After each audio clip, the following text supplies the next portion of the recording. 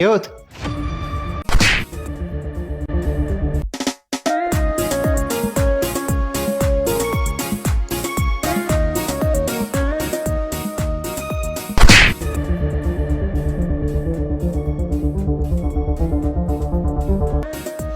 የሰፈራችንን ፖል እየገጨ ጨረስከው። ቆይ እስከ መቼ ነው?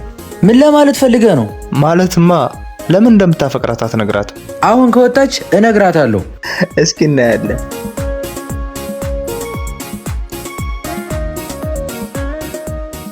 ፊጋው ቸከሷ እየመጣች ነው። አሁን አልፈራም። አሁን ሂድ።